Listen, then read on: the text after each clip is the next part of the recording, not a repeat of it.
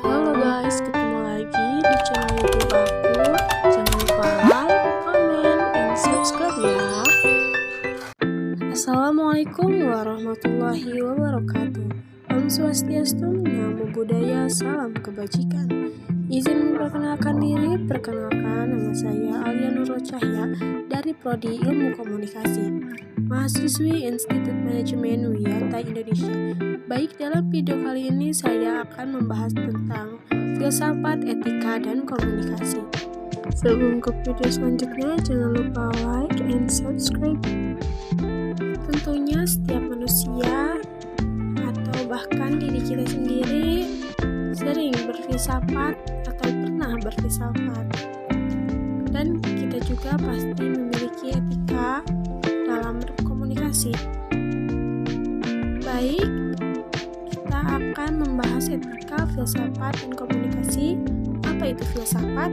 Filsafat berasal dari bahasa Yunani, yaitu philos dan sophia. Philos berarti cinta, sedangkan sophia berarti kebijaksanaan. Jadi, filosofia berarti cinta akan kebijaksanaan. Baik, selanjutnya apa itu etika? Secara etimologi, etika berasal dari bahasa Yunani, yaitu ethos. Ethos berarti tempat tinggal yang biasa, padang rumput, kandang, kebiasaan, akhlak, adat, perasaan, dan cara berpikir. Etika dalam bentuk jamak yaitu etha berarti adat kebiasaan.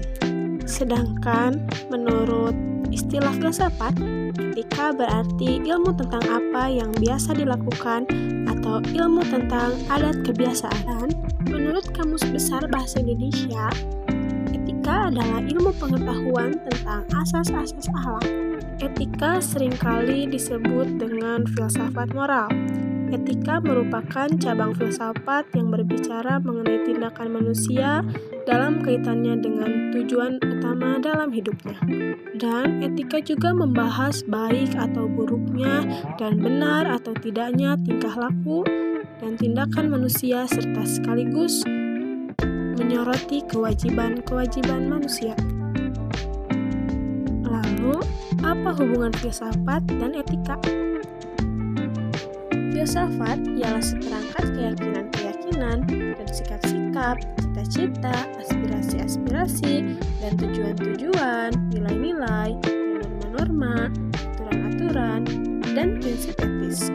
Menurut Sidney Hooks, filsafat juga mencari kebenaran suatu persoalan nilai-nilai dan pertimbangan-pertimbangan nilai untuk melaksanakan hubungan-hubungan kemanusiaan secara benar, dan juga sebagai pengetahuan tentang apa yang buruk atau baik untuk memutuskan bagaimana seseorang harus memilih atau bertindak dalam kehidupannya. Jadi menurut pemahaman saya pribadi, etika dan filsafat sama-sama untuk mencari kebenaran.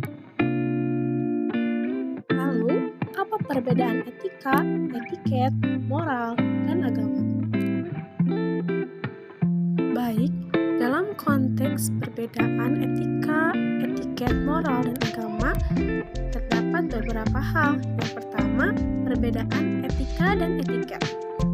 Perbedaan pokok antara etika dan etiket dilihat dari buku karya Darji Darmoharjo dan Siddhartha tahun 2004 halaman 257. Yang pertama, etika menyangkut cara perbuatan yang harus dilakukan oleh seseorang atau kelompok tertentu. Yang kedua, etika hanya berlaku dalam pergaulan sosial. Yang ketiga, etika bersifat relatif. Dan yang terakhir, etiket hanya menyangkut segi lahiriah saja. Selanjutnya, perbedaan etika dan estetika. Poin yang pertama, pembahasan etika lebih menitikberatkan pada baik atau buruknya, benar atau tidaknya tingkah laku dan tindakan manusia, serta sekaligus menyoroti kewajiban dan tanggung jawab manusiawi. Sedangkan estetika mempermasalahkan seni atau keindahan yang diproduksi oleh manusia. Baik, yang ketiga, perbedaan etika dan moral. Etika lebih condong ke arah ilmu tentang baik atau buruk, sedangkan moral adalah sifat moral atau keseluruhan asas dan atau nilai yang berkenaan dengan baik buruk. Yang keempat, perbedaan moral dan hukum. Hukum bersifat objektif karena hukum dituliskan dan disusun dalam kitab undang-undang, sedangkan norma bersifat subjektif dan akibatnya seringkali diganggu oleh pertanyaan atau diskusi yang menginginkan menjelaskan tentang etis dan tidaknya. Selanjutnya, perbedaan etika dan agama. Etika mendasar diri pada argumentasi rasional, sedangkan agama menuntut seseorang untuk mendasarkan diri pada wahyu Tuhan dan ajaran agama. Di dalam agama ada etika dan sebaliknya, agama merupakan salah satu norma dalam etika.